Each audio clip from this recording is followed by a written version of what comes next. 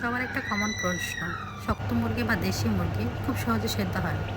চলেন দেখেছি কীভাবে খুব সহজে সেদ্ধ করা যায়। আমি এখানে একটা কড়াইতে তেল পরিমাণ মতো আর আস্তে কিছু গরম মশলা আর একটা পেঁয়াজ কুচি দিয়ে একটু নেড়ে দিচ্ছি। কাঁচা স্মেল যাওয়া পর্যন্ত ভাজা হয়ে গেলে আমি এর ভিতরে 1 চামচ রসুন পেস্ট, 1 চামচ আদা পেস্ট, 1 চামচ গরম মশলা পেস্ট দিয়ে দেবো। দিয়ে একটু ভেজে নিব যাতে কাঁচা স্মেলটা না থাকে।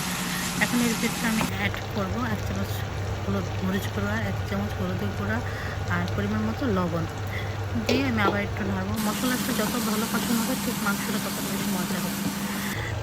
আমি এখন এর ভিতরে দিয়ে দিচ্ছি 1 চামচ ব্ল্যাক পেপার, 1 চামচ ভাজা জিরার গুঁড়া দিয়ে আবার নাড়বো। মশলাটা পুরো ভাজা জন্য একটু পানি অ্যাড করছে।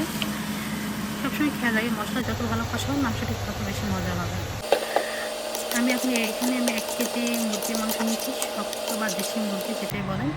আমি এখন এটার সাথে অ্যাড করবো লেবু, যেটা আমার কোকোর টিপস হচ্ছে আসলে মুরগির সাথে লেবু অ্যাড করলে দ্রুত সেদ্ধ হয়ে যাবে আর টাইমও খুব কম লাগবে। ওয়েট করছি পানি বের হওয়ার জন্য, পানি বের হয়ে গিয়েছে। পানিটা বের হলে আমি এখন ঢেকে দেবো সেদ্ধ হওয়া পর্যন্ত। দেখি মাংসের কী অবস্থা। এই তো অলরেডি মাংস সেদ্ধ হয়ে গিয়েছে আর মাংসটা রান্না হয়ে গেছে। আমি এখন এর পরিবেশনের জন্য লাস্ট পর্যায়ে ভাজা জিরার গুঁড়ো, 1 চামচ ব্ল্যাক পেপার আর 2টা চিলি ফ্লেক্স দিয়ে দিলাম। এই তো মাংসটা হয়ে গেলো। কেমন হলো জানাবেন। ভালো বেশ, বাই বাই, টাটা।